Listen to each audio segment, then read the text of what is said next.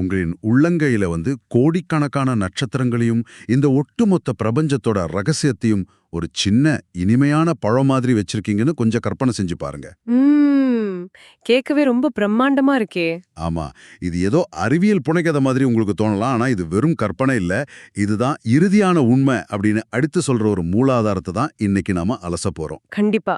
இது ரொம்ப சுவாரஸ்யமான ஒரு தேடலா இருக்க போகுது. உங்களை இந்த ஆழ்ந்த அலசலுக்கு நான் வரவேற்கிறேன். இன்னைக்கு உங்களுக்காக நீங்க பகிர்ந்துகிட்ட ஒரு மிக முக்கியமான படைப்பை நாம எடுத்துக்கிட்டு இருக்கோம். அதாவது வள்ளலார் எழுதிய அருள் விளக்க மாலை அப்படிங்கிற நூல்ல வர்ற 8வது பாடல் தான் அது. ரொம்ப ஆழமான பாடல் அது. ஆமா, இந்த அலசலோட முக்கிய நோக்கம் என்னன்னா, மனிதனோட அகக்கண்ணில் இருக்கிற ஒரு மிக நுண்ணிய ஒளியில தொடங்குற பயணம் எப்படி இந்த எல்லையற்ற பிரபஞ்சத்தையே ஆளும் ஒரு மாபெரும் ஆற்றலா விரிகிறது அப்படிங்கிறத நாம நுட்பமா ஆராய போறோம். வெறும் 8 வரிகள் தான். ஆனா அதுக்குள்ள எவ்ளோ பெரிய உளவியல், அப்புறம் ஆன்மீக உண்மைகள் பொதிஞ்சு கிடக்குன்னு பார்க்க போறோம். சரியா சொன்னீங்க. எந்த ஒரு தேவையற்ற முன்னுரையும் இல்லாம நேரா இந்த சிந்தனை பயணத்துக்குள்ள நம்ம நுழைஞ்சிடுவோம். தாராளமா. சொல்லப்போனா இந்த வரிகள் ஒரு சாதாரண கவிதை கிடையாது.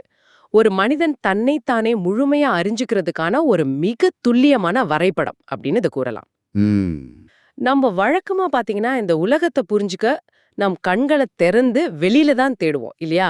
அது விண்வெளியா இருக்கலாம் அல்லது நம்மை சுற்றியுள்ள சமூகமா இருக்கலாம். ஆமா, எப்பவுமே நம்ம பார்வை வெளியில தான் இருக்கும். ஆனா இந்த மூல ஆதாரம் நம்மை முற்றிலுமா நேர்மாறான ஒரு திசையில பயணிக்க சொல்லுது. அதாவது உங்கள பார்த்து உங்க பார்வைய வெளியே செலுத்தாம அந்த பார்வை எங்கிருந்து உற்பத்தி ஆகுதுன்னு அந்த மூலத்தை நோக்கி திரும்ப சொல்லுது. இதுதான் எனக்கும் ஒரு மிகப்பெரிய வியப்பை ஏற்படுத்துச்சு. ஏன்னா இதோட தொடக்கமே ரொம்ப நுட்பமா இருக்கு.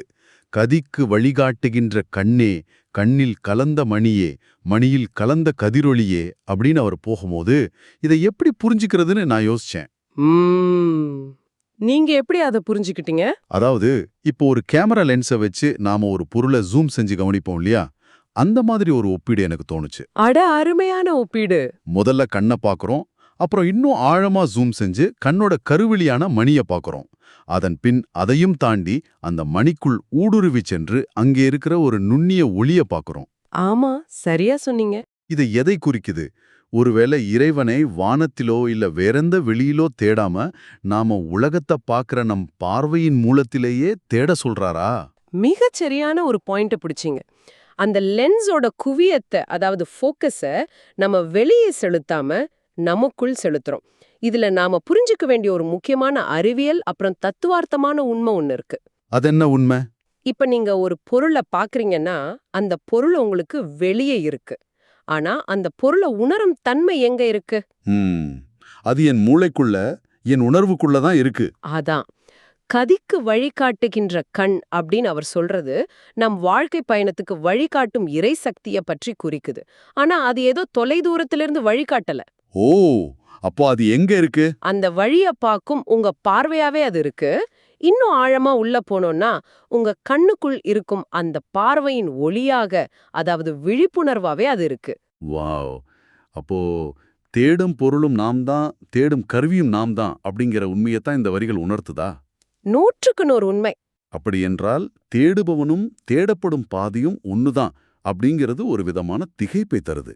ஏன்னா இந்த அவசர உலகத்துல கணனித் திரைகளிலும் மொபைல் போன்களிலும் நம்ம கவனத்தை இடைவிடாம வெளியே செலுத்திக்கிட்டு இருக்கிறவங்களுக்கு இந்த சிந்தனை கொஞ்சம் கடினமா தோணலாம். ஆமா, நிச்சயமா. ஆனா இங்கே எனக்கு ஒரு மிகப்பெரிய முரண்பாடு தோணுது. கண்ணுக்குள் இருக்கும் அந்த மிகச்சிறிய நுண்ணிய ஒளி அப்படின்னு சொல்லிட்டு சற்றும் எதிர்பாராத விதமா அடுத்த கணமே அது ஒட்டுமொத்த பிரபஞ்சத்தின் உயிராக மாறுதுன்னு சொல்றாரே. ம் விதிக்கும் உலகுயிர் குயிராய் விளங்குகின்ற சிவமே அப்படின்னு வர்ற வரிய சொல்றீங்க? ஆமா, உலகத்து உயிர்கள் அனைத்திற்கும் உயிராக விளங்கும் சிவம் அப்படின்னு சொல்லிட்டு அப்படிப்பட்ட ஒரு மாபெரும் பிரம்மாண்டம் மெய்யுணர்ந்தவர்களின் கைகளில் உள்ள ஒரு இனிமையான பழமாக சுருங்கிடுது அப்படின்னு சொல்றார். அதுதான் அந்த முரண். இது எப்படி சாத்தியம்? ஒரு பக்கம் பாத்தீங்கன்னா எல்லையற்ற பிரபஞ்சம், மறுபக்கம் உள்ளங்கையில ஒரு சின்ன தீங்கனி. இதை நாங்க எப்படி புரிஞ்சுக்கிறது? இந்த முரண்பாடுதான் உண்மையை உணர்வதற்கான ஒரு திறவுகோல். பொதுவா மனிதனோட மனம் எப்பவுமே எல்லையற்ற விஷயங்களை கண்டு கொஞ்சம் பயப்படும். ஆமா, பிரம்மாண்டத்தை பார்த்தா ஒரு மலைப்பு வரும். சரியா சொன்னீங்க. பிரபஞ்சம் அப்படிங்கிறது பல கோடி நட்சத்திரங்களையும் அண்ட சராசரங்களையும் உள்ளடக்கியது. அத நினைக்கும்போது ஒரு சாமானிய மனிதனுக்கு நாம எவ்வளோ சிறியவன் அப்படிங்கிற ஒரு பயமும் தாழ்வு மனப்பான்மையும் தான் வரும். கண்டிப்பா.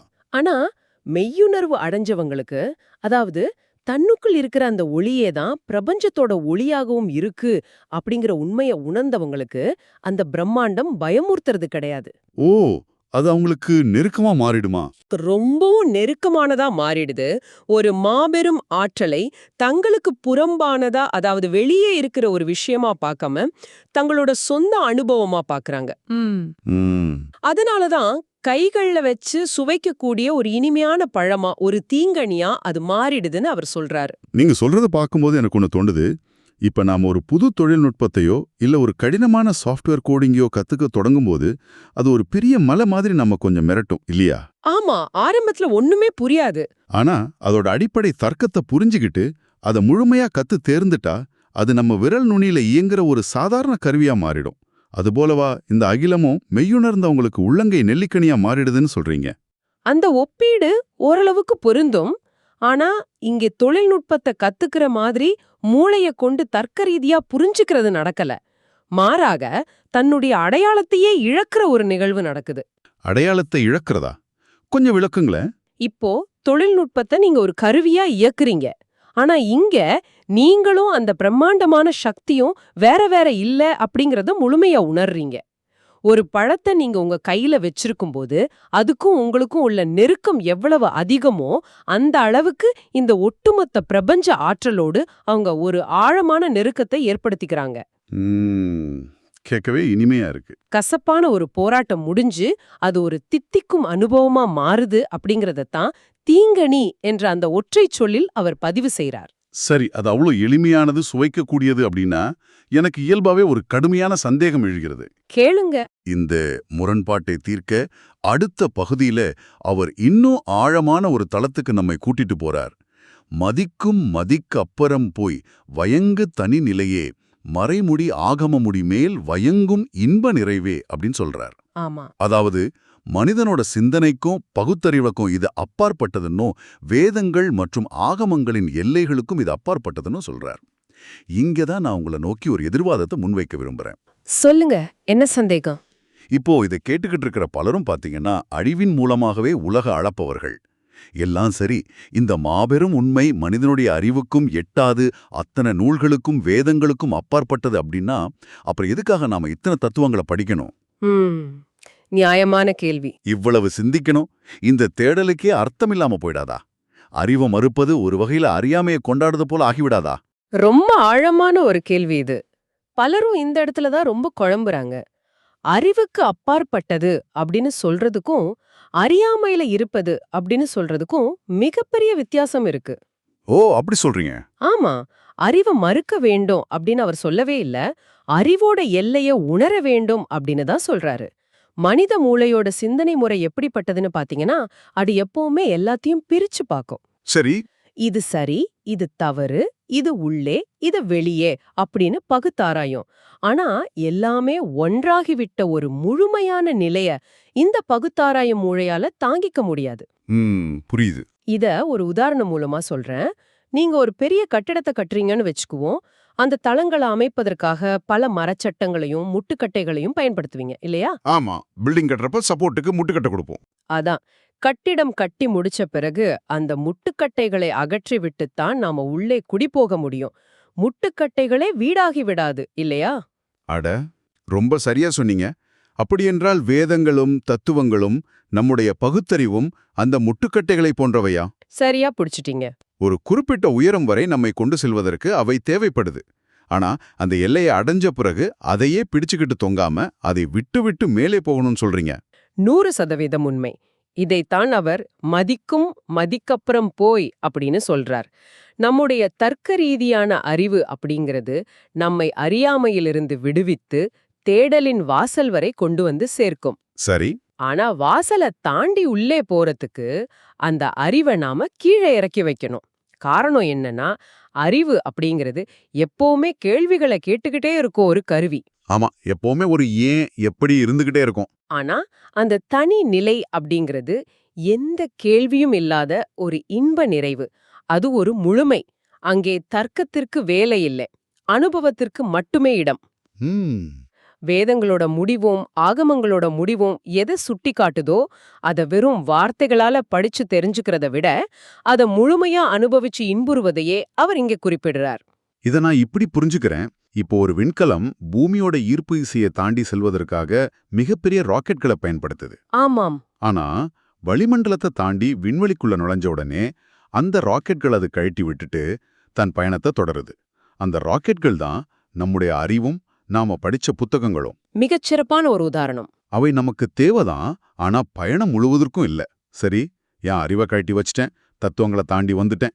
இப்போ அறிவாலும் நூல்களாலும் தொட முடியாத அந்த பிரம்மாண்டமான உச்சத்தை ஒரு சாதாரண மனிதன் எப்படிதான் அடையிறது அப்படிங்கிற ஒரு ஏக்கம் இப்போ உங்களுக்கு வந்திருக்கும். அதற்கான மிக எளிமையான ஆனா மனதை உருக்கும் ஒரு விடையை தான் அடுத்த பகுதியில் அவர் தர்றார். துதிக்கும் அன்பல் தொழப்பொதுவில் நடம்புரியும் அரசே, சொன்மாலை சூட்டுகின்றேன் தோளில் அணிந்தருளே.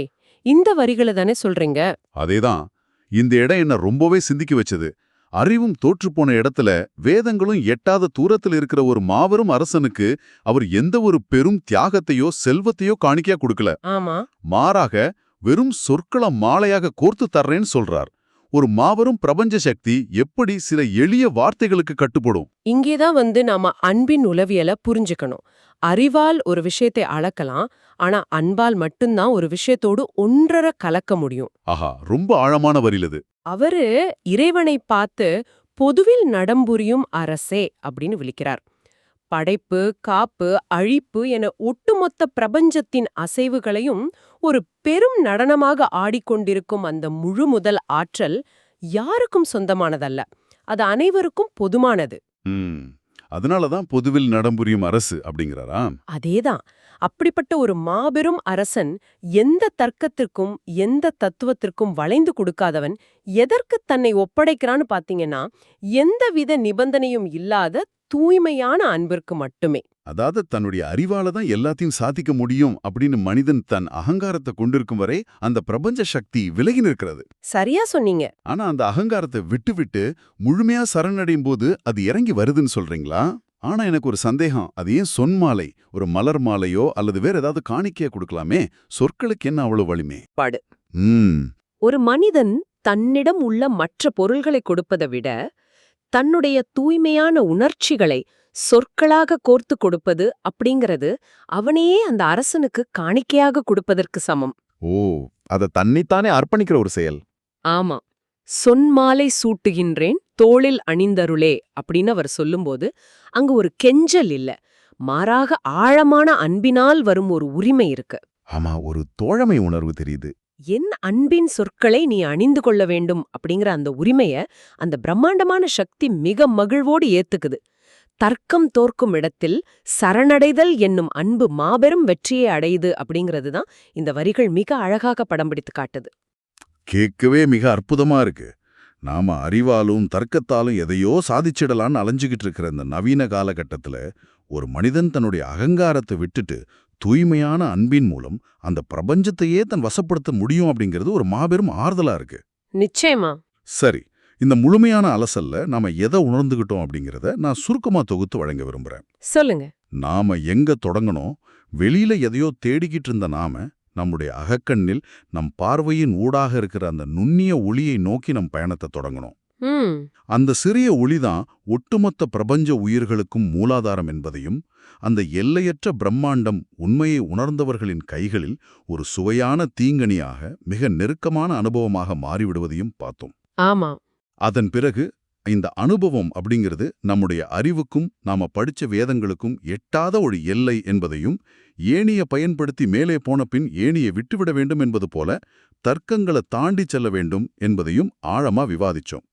ரொம்ப சரியான சுருக்கம். இறுதியா அறிவால் தொட முடியாத அந்த பரம்பொருளை எந்த அகங்காரமும் இல்லாத தூய்மையான அன்பினால் பின்னப்பட்ட சொற்களின் மாலையை கொண்டு ஒரு பக்தன் எப்படி எளிதா வசப்படுத்துகிறான் என்பதையும் பார்த்து வியந்தோம். ஆமா, இது வெறும் 8 வரிகள் தான். ஆனா அந்த 8 வரிகளுக்குள்ள ஒரு முழுமையான மனித பரிணாமத்தின் பயணமே அடங்கியிருக்கு. கண்டிப்பா. அகங்காரத்துல தொடங்கி அறிவின் உச்சத்தை தொட்டு அதையும் கடந்து அன்பின் மூலமாக பிரபஞ்சத்தோடு கலக்கிற ஒரு உன்னதமான நிலைய இதைவிட எளிமையாகவும் ஆழமாகவும் சொல்லிடவே முடியாது. முற்றிலும் உண்மை. நீங்க பொறுமையா இந்த ஆழமான விவாதத்துல எங்களுடன் பயணித்தமைக்கு ரொம்ப நன்றி.